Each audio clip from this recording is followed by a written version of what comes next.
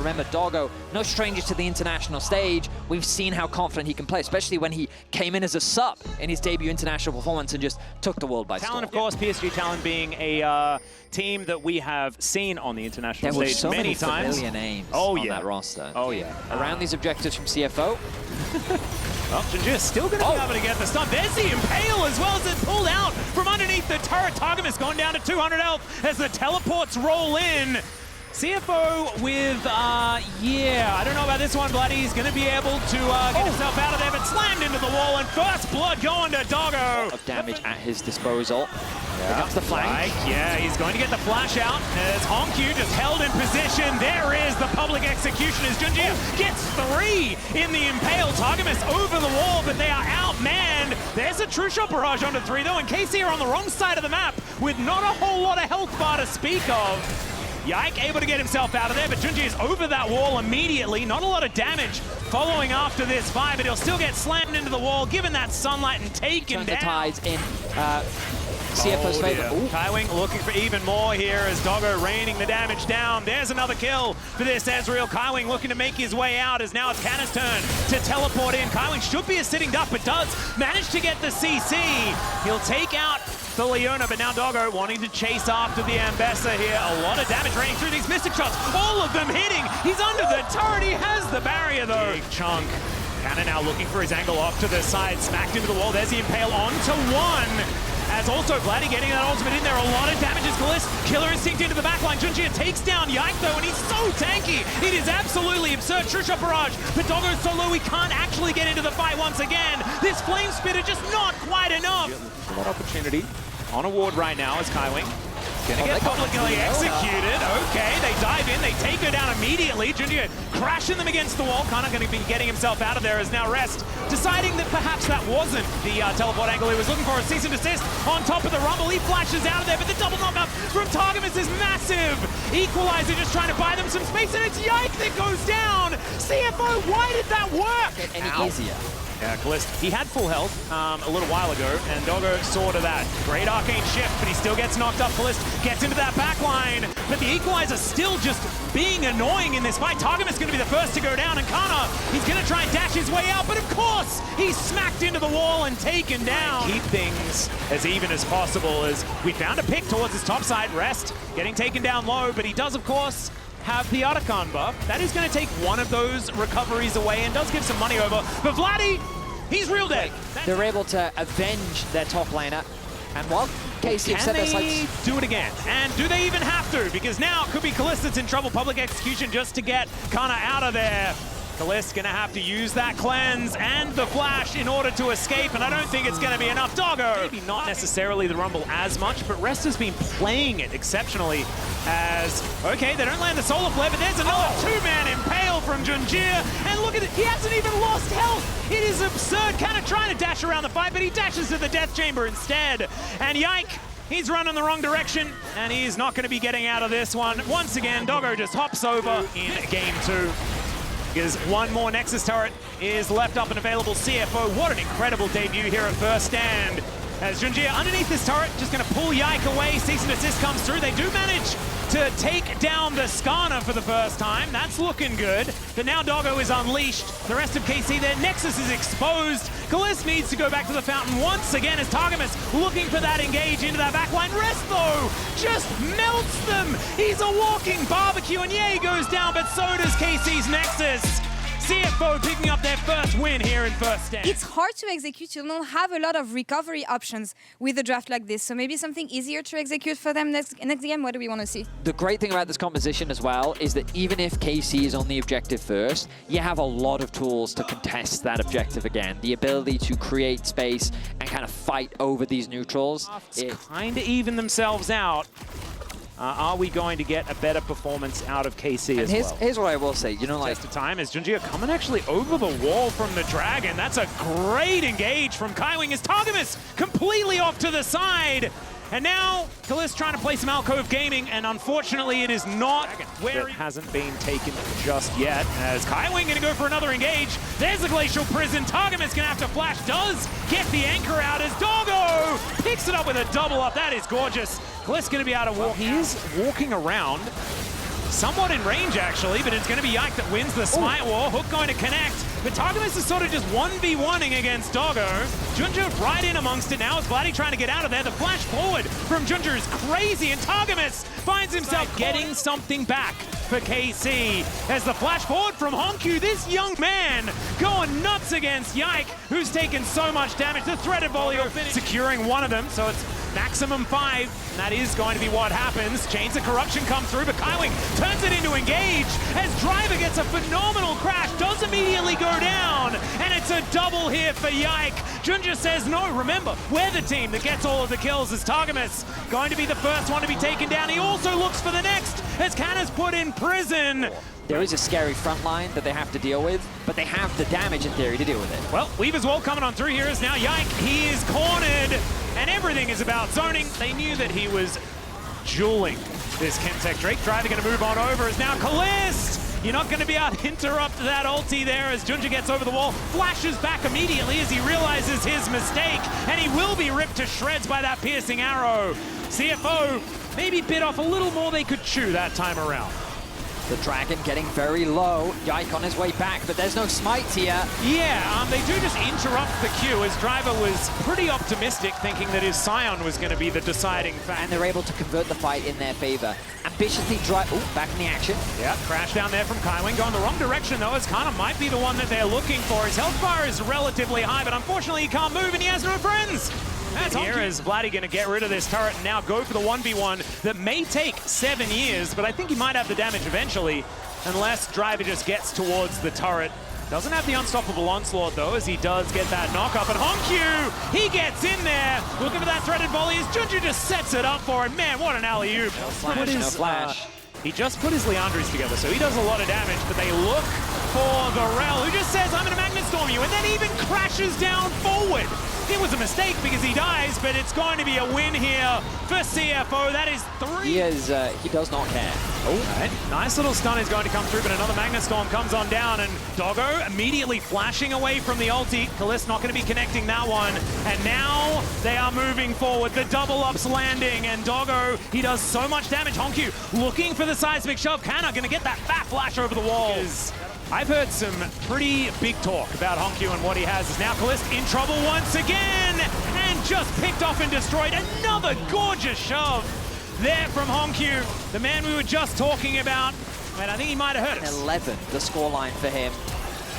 And Vladdy going to be able to stop Doggo, but look at all of these engages as stopped. Vladdy does manage to get a decent ulti and gets himself out of there, but Yike could pay the price. The AoE is going to be there, but when there's no follow-up, it does not matter, and they trickle in one after the other, but CFO stay as a unit to defend their damage dealer. This might be a little bit of an overstep as Honkyu just goes golden, and Driver is going to do exactly as his name dictates. They take a blast cone. That is going to break up the fight a little bit. Shock Blast is going to be able to lock down Honkyu. Going to die for the first time. Also gets rid of some pages in that book. Now, Junja, I don't know about that flash, as yeah, the train is going to be able to tidy up some of them. Doggo with the bullet time gets flashed out of there by Targamas. As once Targamas thinking about going for heroic engage. Junja able to get out of the way. The Chains of Corruption. That's some buttons on cooldown now.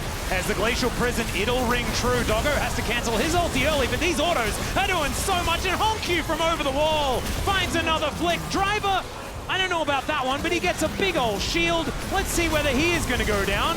Does eventually go into that passive, but honestly, and unfortunately, that is not going to escape the end of this game. Honkyu does the honors. The youngest player of the tournament will be able to grab that 50 gold for taking down the Nexus.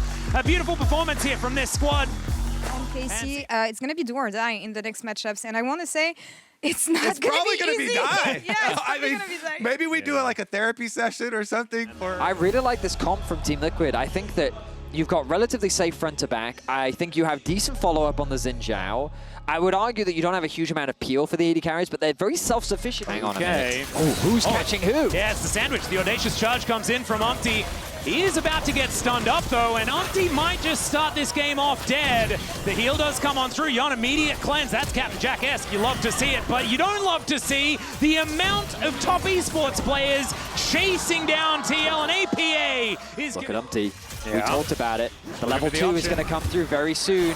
And Cleanse doesn't do anything against any of these. Double knockup comes through from Core. He will get stunned up, but Jackie Love is in so much trouble. Umpty just a bit body block, but it does not matter. He will be okay. And now Jackie Love in trouble once again. We mentioned the flash cooldown. It is barely up and available. And yep, the door has to wear off. His position unknown. I don't know how unknown it is. He decides to go in on Jackie Love, who does flash away. The rest of TL looking to make their way over as the Crescent Guard not necessarily keeping him as alive as he wants to. But Yon finds a beautiful ultimate. Umpty also flashing away Cream right in amongst it. And unfortunately, the door doesn't go multiple directions. Cream manages to take the first kill. And TL, he didn't kill one of them. Just one of them. These health bars are so low as Core dives forward. APA flashing out of the way. Wind becomes lightning, but doesn't become anything else. And the Dragon is also a problem. The arrow gonna connect. APA in a bit of danger. All right, Chris moves on forward. There's an ulti, and APA should just be dead, but Cream tanking this turret.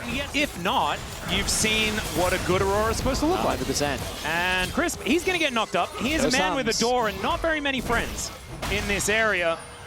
And so he will get stunned up. Arrow going to connect there as well as the Crescent Guard is used interestingly. Meanwhile, teleport comes in from Cream and the heroic entrance to try and save the jungler of TL. This is a little bit of a nightmare as Crisp has the door, but Impact just says, get the heck out of here. Rains down that punch with the passive. APA grouping with the team as well. Ooh, a little bit of an engagement here as Cream completely pushed away. APA finding an ultimate that he was looking for as Cream's all over the place. Meanwhile, though, Umpty taking a lot of damage. Impact as well, not as tanky as he otherwise wants to be. And it's a 1-for-1. The problem is it's a 1-for-1 and there's a lot of damage onto that outer turret into the mid lane. And control is still there from top Esports. Feels like with 369 in the area, Team Liquid, they have too many resources. Kanavi has found Core JJ, but it's just more of a warning punch. Oh, Yon, that's not where he wants to be. The flash does come on through. He cleanses to avoid the slow, and it's heroic from Umpty, but he's still done the equalizer to pick off the 80 carry, and it was only a matter of time. The delay combo as the quickness does come on down. Jackie Love is targeted, and there's the Galio delivery. They take down the Ashe immediately. 369 still a fair bit of damage, but Cream pushed away. Umpty very low, but he's done his job for now. Able to move his way out, audaciously charging towards Otacon as it's down to 1,000 health. It's ridiculous. They lose their jungle as Impact realizes that Kanavi's here with a smite, and he can do nothing about it. The Otacon is going to be taken. The Otacon is going to be taken, and it looked so good until it was terrible.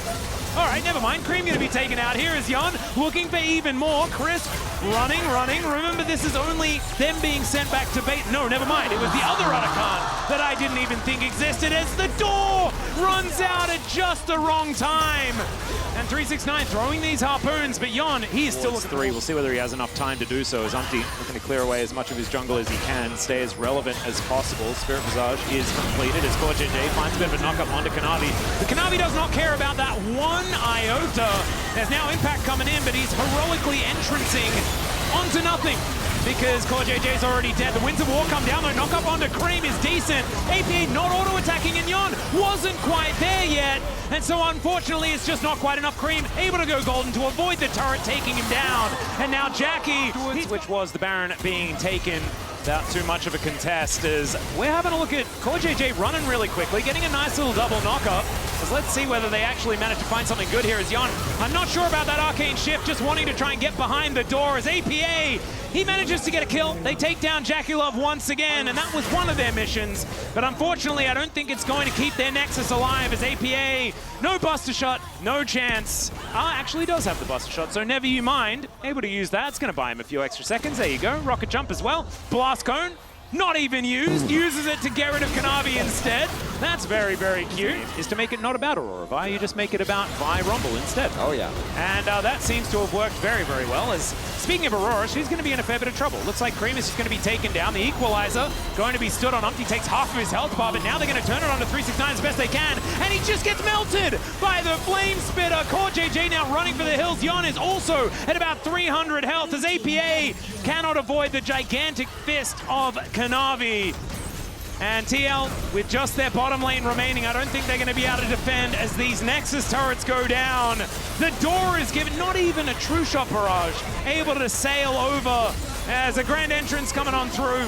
But TL, I think they know that this one is done and dusted. And I think they're happy that 369 cannot play Rumble again in this series. This guy has looked so good. Top Esports really bouncing back from a difficult day one as they take their first Nexus of first. Jan was doing his best. Like, Jan was like trying to scrape it together afterwards and like make some plays and keep us in there. But now Aatrox has found ups and downs so far this season. So looking forward to seeing what 369 can do with it. This has been a matchup that has worked either way. But rightly so. A roster that has a decent amount of international experience at this point. This format is definitely quite ruthless. Burst rotation in lane.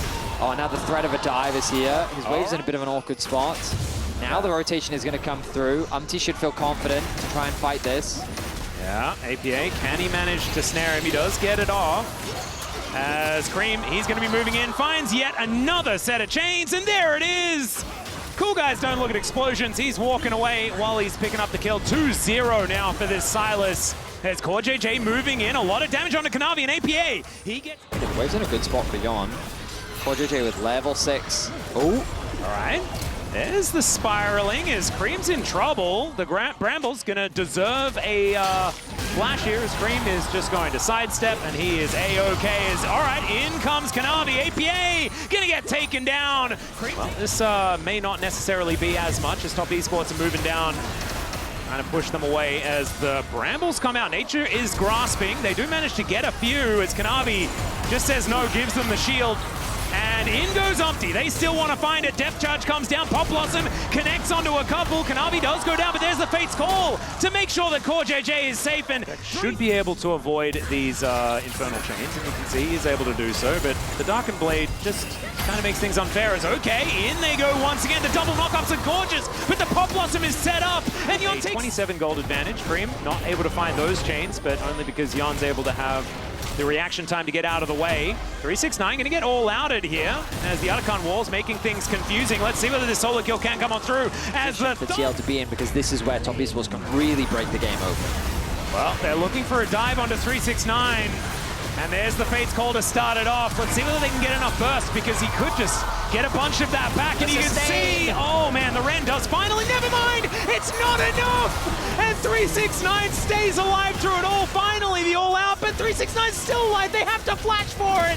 And TES, they threw the kitchen sink at 369 and he just said, thank you. TL were kind of feeling themselves, hoping to try and keep up that momentum of taking 369 off the map. And now APA, oh dear.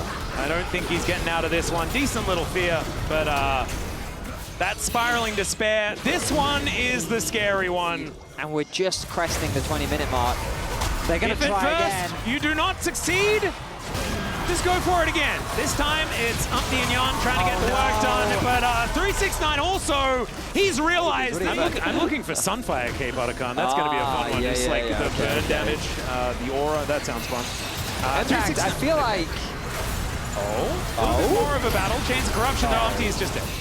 APA not able to find too much here as the Pop Blossom onto both carries. Jan picks up Core JJ though, and Cream may have overstepped the Rend. I don't think it's going to do enough, and Cream wasn't even in range as Jan flashes away trying to keep himself alive, and Crisp, he roots him. There's the piercing arrow. Jackie Love absolutely gorgeously done.